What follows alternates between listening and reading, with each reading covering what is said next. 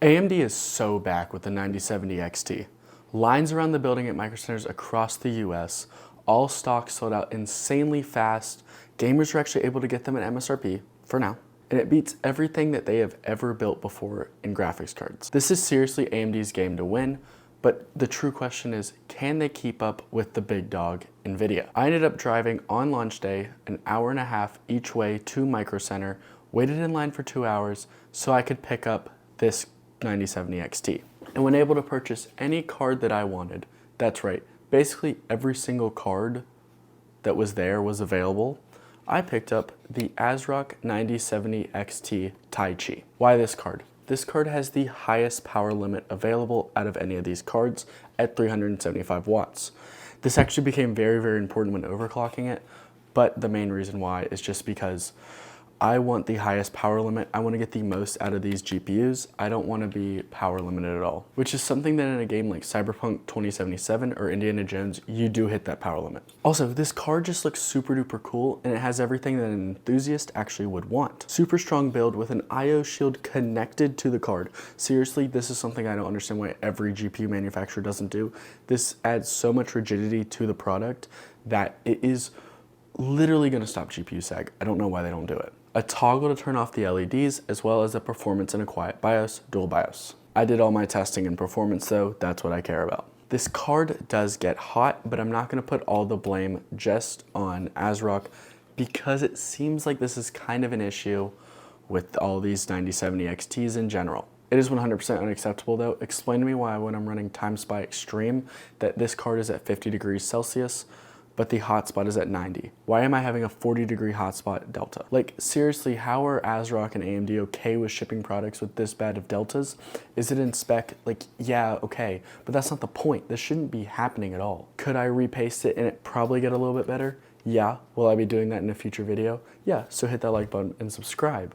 But like, customers shouldn't be expected to tear apart their card, break the tamper seal, which is illegal in the US. This really does remind me of my 6900 XT OC formula that I got from ASRock back in 2021. But okay, we can look past all of that. If it performs well, how does it perform in games, and can it even compete with my 4090? The PC used is my 9800X3D, 2x16 single rank 6400 megahertz 2133 RAM. Fastest PC, almost the fastest till I put this thing in. The 9070 XT is running an 80 millivolt undervolt. This card runs so hot and it's so kind of power hungry, it hits that 375 watt limit that you have to undervolt that, and this is actually how you get the proper performance. Also, the core offset doesn't actually do anything right now in the driver, it's kind of bugged. Thanks AMD launch drivers. Let me know down below if you guys want me to do an AMD OC guide, because I think that a lot of people do not know how to properly tune this graphics card. VRAM is running at 2750 megahertz, fast timings, which perform the best for me. I can go higher, but the performance starts to drop off because it starts to error correct. The 4090 I compared to is my Gigabyte Gaming OC running an XOC BIOS at 3 gigahertz on the core and plus 1000 offset on the memory. Starting with the synthetics, we have TimeSpy Extreme, which shows the 9070 XT to be 10% slower than the 5080 and 24% slower than the 4090. When comparing the placement of these cards, the 9070 XT looks pretty impressive, especially against the 5080. Just as a reminder, my 5080 cost me $1,600 before tax. Looking into single player games, we can see that in 1440p, Cyberpunk 2077 gets around 60 FPS for the 9070 XT, but loses about by 20 FPS to the 5080 and 30 FPS to the 4090. This card is not good at ray tracing at all. If you buy AMD expecting good ray tracing performance, you did something wrong. But also the reason why I just said this in FPS numbers is because when you're looking at 90 FPS versus 60 FPS, that is a massive difference to smoothness. And even if you do enable something like frame generation, having more actual true frames is going to be more beneficial. Indiana Jones proves this again with being half the performance of the 5080. It's way cheaper, half the price. But if you want that really good single player performance, you're gonna have some issues and some drawbacks. But what happens if you don't play single player games much? You know, you might play the occasional one, you don't really care about ray tracing. What happens if you want to play esports titles? How does it perform in that? And what happens even if you lower the resolution? Marvel Rival is a new esports title that is very, very GPU heavy. And in 1080p, the 9070 XT loses by about 20% to the 4090, but still way above 300 FPS, which is honestly all you need. In 1440p, the 9070 XT is losing by 27%, but the 9070 XT is still running right above that 240 FPS range. That means if you have something like a 1440p 240Hz monitor, especially an OLED, you're gonna be chilling right now playing this game. Fortnite shows a tie in both average FPS for 1440p and 1080p, but in 1440p, the 4090 has 16% better lows, and in 1080p has 10% better lows. Lows are so important to the feel and actual responsiveness of the game that something that AMD just struggles with heavily. Call of Duty is a title that has historically favored AMD GPUs. It's just something that it's just how the game works. I don't know, it's just always performed better on AMD graphics cards, or at least the benchmark does.